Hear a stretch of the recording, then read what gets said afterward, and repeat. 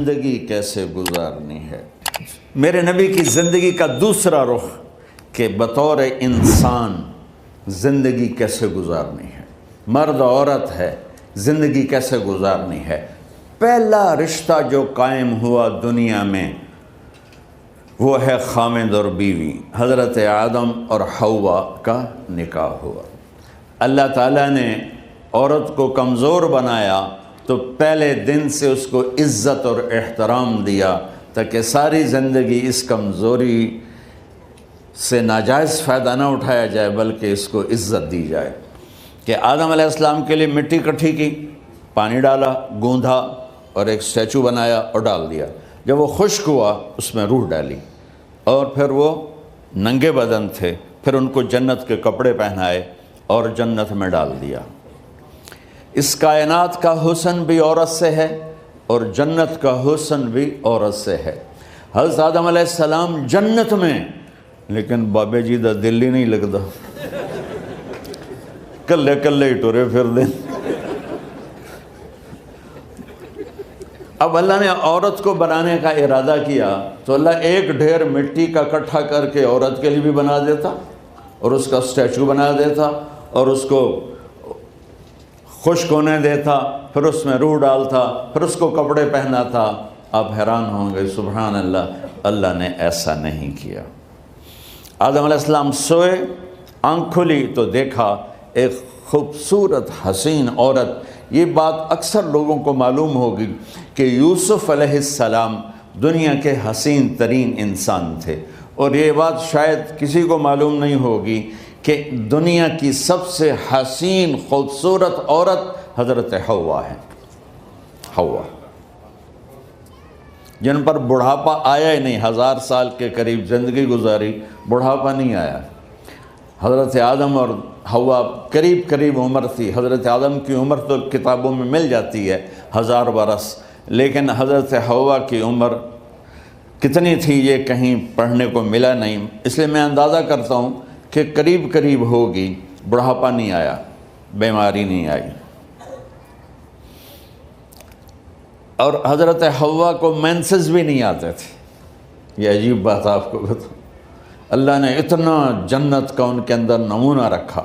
تو جب حضرت آدم کی آنکھ کھلی تو دیکھا ایک حسن کا پیکر، انہوں نے جنت ہی بھول گئی۔ کہنے لگے یا اللہ ہن دل ٹھریا جا کے، یا اللہ کون ہے؟ کہ تیری بیگم۔ کہ واہ جی واہ، موجاں ہی موجاں۔ تو اللہ تعالیٰ نے نکاح پڑھایا۔ سبحان اللہ، اپنے نبی کی شان دوبارہ سنو۔ تو اللہ نے کہا آدم اپنی بیگم کا مہر ادا کرو۔ تو وہ پوچھنے لگے کیا مہر ہے؟ دیکھو ایک بات سنو، مہر کسی کی بیٹی کی قیمت نہیں ہوتی۔ $1 ہو یا $1 ٹریلین ہو، بیٹی کی کوئی قیمت نہیں ہوتی۔ یہ ایک نشان ہے کہ اس بچی پر اب یہ جو خامند ہے وہ موت تک خرچہ اس کے ذمہ ہے، بیوی کے ذمہ خرچہ نہیں ہے۔ خامند کما کے لائے گا اور اپنی بیگم کو کھلائے گا، اور بیوی گھر کی ذمہ داری نبھائے گی۔ تو خیر وہ الگ بات چلی جائے گی۔ اللہ تعالیٰ نے کہا کہ مہر ادا کرو۔ کہا جی کیا مہر ہے؟ تو میرے اللہ نے کہا تیری نسل میں میرا آخری نبی آئے گا، اس پہ ایک دفعہ درود پڑھ دے، یہ مہر ہے۔ اچھا، شروع دن سے ہے کہ میں نے قبول کیا۔ قبول کیا کا مطلب ہے کہ میں اس لڑکی کو قبول کر رہا ہوں، اس کی کمیوں کے ساتھ بھی خوبیوں کے ساتھ بھی۔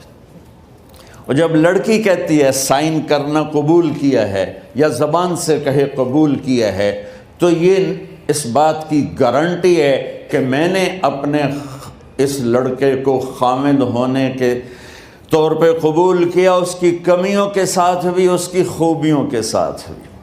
اور جو ہی شادی ہو کر ڈولی سسرال کے گھر جاتی ہے تو ٹیسٹ شروع ہو جاتا ہے، کی کر دیے، باندھی کے میں، اٹھیندی کے میں، بول دی کے میں۔ اور اس میں بہت زیادہ نیگیٹو کردار ہے سسرال کا. کئی لڑکیوں کا چونکہ ہم نے اپنے نبی کی زندگی نہیں قبول کیا. یہ واجب ہے کہنا قبول کیا، کہ جس میں پیغام ہے کہ اب میں اس کی میں کوئی کمی ہے وہ بھی قبول کروں گی، کوئی خوبی ہے تو سر ماتھے پر. اور لڑکا کہتا ہے کہ میں اسے قبول کرتا ہوں، اس کی خوبیوں کے ساتھ بھی کمیوں کے ساتھ بھی. یہ بات یاد رکھنا، پرفیکشن کبھی تلاش نہ کرنا، پرفیکشن کبھی تلاش نہ کرنا. اللہ نے 100 نمبر نہیں مانگے، 51، ایک نمبر اوپر ہو گیا. گناہ تمہارے 50 ہیں اور نیکی تمہاری 51 ہے، تو اس ایک پر ہم تمہیں جنت میں ڈال دیں.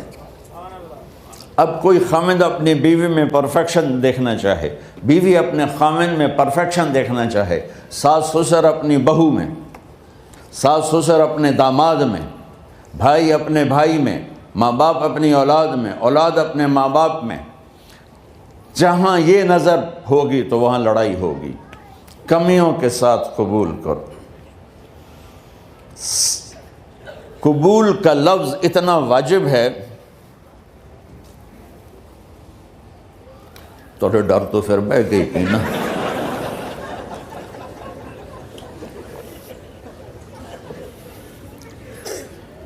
قبول کا لفظ اتنا ضروری ہے کہ اس کے بغیر نکاح ہی نہیں ہوتا. میں یہ کئی جگہ لطیفہ سنا چکا ہوں، اور واقعی قصہ بھی ہے، ایسے لطیفہ نہیں ہے. میرے دوست ہیں، ذمہ دار ہیں اچھے، تو ان کے گاؤں کا ایک بچہ چھوٹی عمر میں بسوں پہ جا کے نا وہ جاب پہ لگ گیا. تو اس کا کام ہوتا ہے بس کو صاف کرنا، ڈرائیور کو چائے پلانا، اور جہاں کہیں رش ہو تو اس کو ڈائریکشن دینا، استاد جی کٹ لو، استاد جی آن دیو، استاد جی جان دیو. تو یہ اس کا محاورہ بن جاتا ہے. اب اس کا نکاح ہوا تو مولانا صاحب نے کہا بھائی عبد الرحمن، میں فرضی نام لے رہا ہوں، نام مجھے اس کا یاد نہیں، عبد الرحمن زینب بنت اسلم نو تیرے نکاح دیتا 500 مہر تو قبول کیتا. تھوڑی دیر سوچ کے کہندا جی آن دیو. اس نے ساری زندگی آن دیو ہی سیکھا تھا. تو اس کے بھائی نے اس کو کوئی نہیں ماری تو کہنے لگا جی جان دیو. مولانا صاحب نے کہا آن دیو جان دیو نال کم نہیں بننا، تو آگے میں قبول کیتا.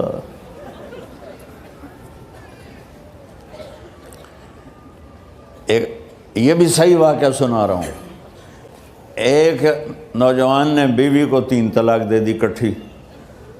اب ہو گیا پریشان، مولانا صاحب کے پاس گیا، کوئی میرے جیسا ہوگا. مولانا صاحب 3 طلاق دے بیٹھا، کوئی مسئلہ کا حرام. کہا جی کوئی رستہ حرام، کوئی گنجائش حرام. اس نے جیب سے موٹا سا لفافہ نکالا اور مولانا کے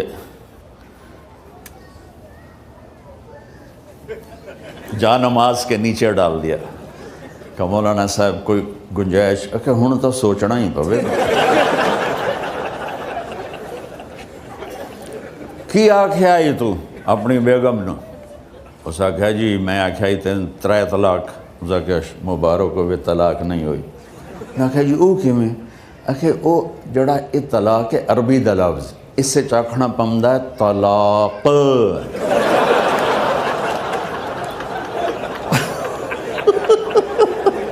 یہ آپ کو صحیح واقعہ سنا رہا ہوں. تو تم نے تو چھوٹے کاف کے ساتھ کہا ہے طلاق. او کاف تا کتے آلا ہے. موجاں کر ایک لفافہ ہو راوے تو چاہے ساری زندگی دا حلال کر دے. لفظ قبول اتنا ضروری ہے. تو میرے نبی نے 11 شادیاں کی، اللہ کی قسم شوق کی نہیں تھی. ما تزوجت وما زوجت الا بوحی من السماء نزل به جبریل. کہ لوگوں سن لو میری بات غور سے، مجھے عورت کی کوئی رغبت نہیں ہے. میں نے جہاں شادی کی، جہاں بیٹی کی شادی کی، پہلے اللہ نے آسمان سے جبریل بھیج کے حکم دیا، پھر میں نے قدم اٹھایا. تو پہلا رشتہ خاوند اور بیوی ہے جو اس کائنات میں جڑتا ہے. یہ دنیا کا سارے رشتوں میں نمبر 1 رشتہ ہے، سب سے خوبصورت رشتہ ہے، سب سے اہم رشتہ ہے، سب سے بڑا رشتہ ہے۔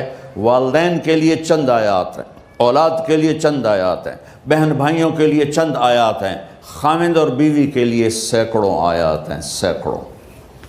تو اگر آپ اپنے گھروں میں کامیابی دیکھنا چاہتے ہو، اپنے گھر کو ہاؤس کی بجائے ہوم دیکھنا چاہتے ہو، خوشی کا اگر آپ اسے گہوارہ بنانا چاہتے ہو، اللہ کی قسم ڈگریوں سے نہیں ہوگا، محبت سے ہوگا۔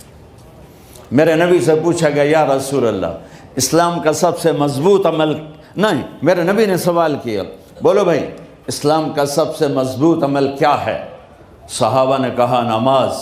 نہیں، سبحان اللہ، ابھی میں نماز کی کتنی اہمیت بتا چکا۔ انہوں نے عرض کیا جہاد، آپ نے فرمایا نہیں۔ تو صحابہ نے عرض کیا روزہ، آپ نے فرمایا نہیں۔ اللہ اکبر۔ کہ یا رسول اللہ حج، آپ نے فرمایا نہیں۔ تو سارے صحابہ حیران ہو گئے، یا رسول اللہ نماز، جہاد، روزہ، حج، تو پھر کیا ہے؟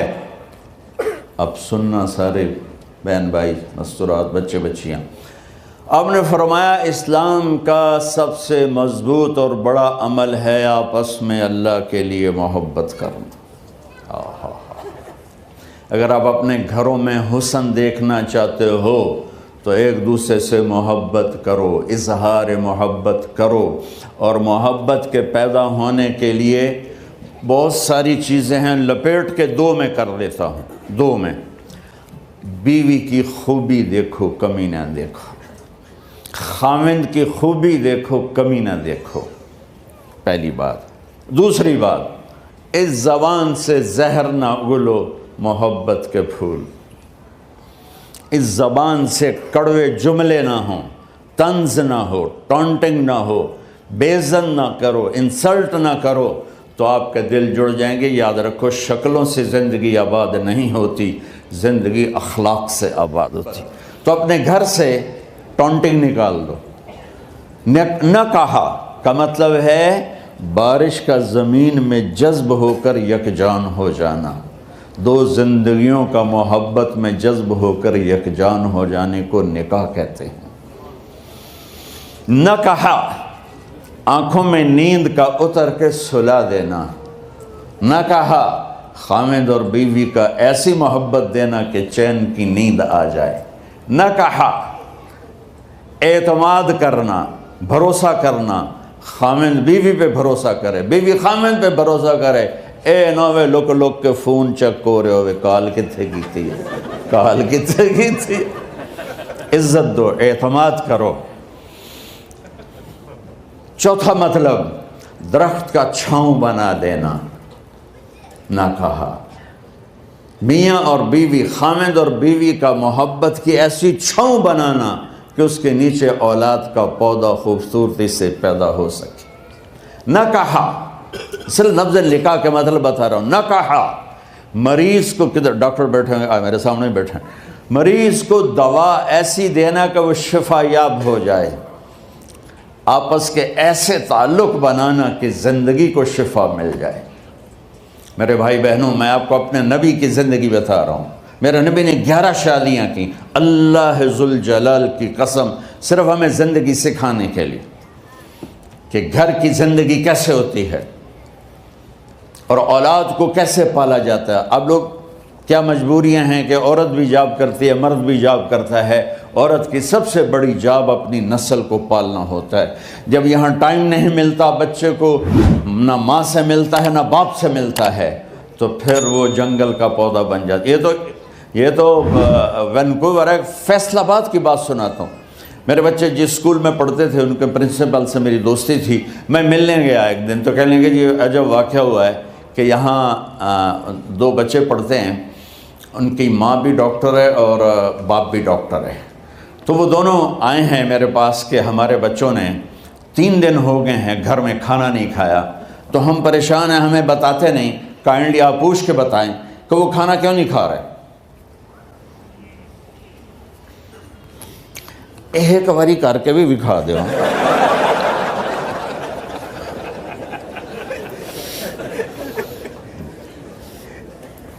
ہمارا دین اتنا خشک نہیں، ہمارے مولوی صاحبان نے زیادہ خشک بنا دیا. تو انہوں نے دونوں بچوں کو بلایا. سننا، سارے فیملیز بیٹھے ہو جہاں میں فیملی کی زندگی کو فوکس کر کے نبی سے جوڑ کے بتا رہا ہوں، طارق جمیل کے تجربے نہیں بتا رہا. دونوں بچوں کو بلایا. بیٹا آپ کھانے کو نہیں کھا رہے؟ کہا جی ہم اپنے ممی اور بابا کے سامنے نہیں بتائیں گے. تو انہوں نے دونوں کو باہر بٹھا دیا. پھر پوچھا اب بتاؤ کیا مسئلہ ہے؟ ان کا سر ہم صبح جب ناشتہ کرتے ہیں تو ہمارے ممی ڈیڈی سو رہے ہوتے ہیں، ہماری ان سے ملاقات نہیں ہوتی. جب ہم اسکول سے واپس آتے ہیں تو ممی ڈیڈی اپنے میڈیکل کالج میں ہوتے ہیں، ہاسپٹل میں ہوتے ہیں، تو ہمیں ان کو دیکھنے کا موقع نہیں ملتا. شام کو جب ہم کھانا کھاتے ہیں تو یہ دونوں اپنے پرائیویٹ کلینک میں ہوتے ہیں، تو ہم ان کو دیکھ نہیں پاتے. پورا ہفتہ گزر جاتا ہے، ہمیں ماں باپ کی شکل نظر نہیں آتی. تو ہم نے سٹرائک کی ہے کہ ایسے ماں باپ کی روٹی کیا کھانی جو اپنی شکل بھی نہ دکھا سکیں. تو اس لیے ہم نے کہا ہم نے بائیکاٹ کیا ہے، گھر میں نہیں کھانا ہے. تو ایسی لائف مت بناؤ. یہاں ایک بہت بڑا چکر شیطان دیتا ہے، بڑی گاڑی لے لو، $100 کی قسط تو ہے، اور بڑا گھر لے لو، $200 یا $100 کی قسط تو ہے.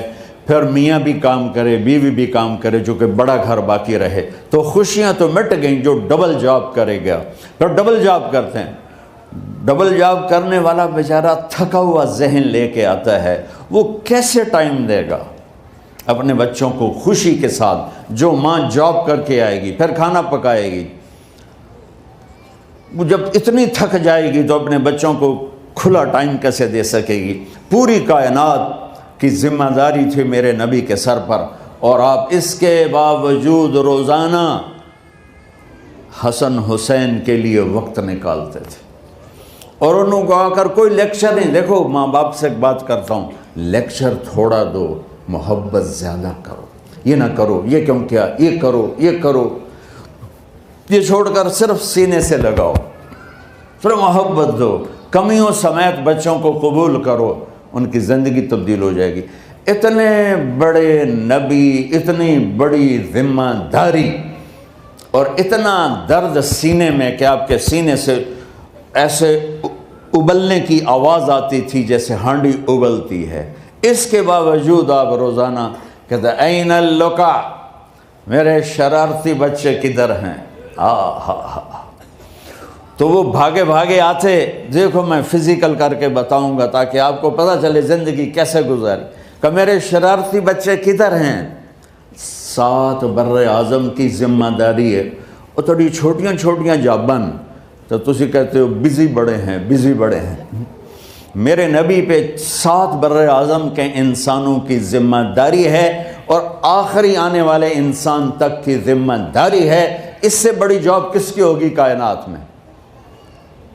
اور پھر آپ روزانہ آتے ہیں این اللقا، میرے شرارتی بچے کدھر ہیں؟ تو حسن حسین بھاگے بھاگے آتے. آپ ان کے لیے یوں ہو جاتے تھے، آؤ بھائی میری کمر پہ چڑھ جاؤ.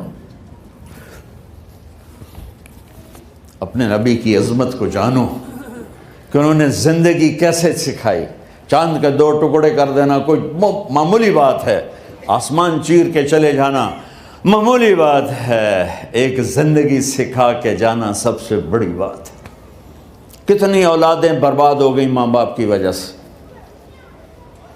کتنے گھر اجڑ گئے ساس سسر کی وجہ سے، کتنے گھر اجڑ گئے لڑکی کے بدتمیز ہونے کی وجہ سے، کتنے گھر اجڑ گئے لڑکے کے شرابی اور باہر کی گندگی کی وجہ سے.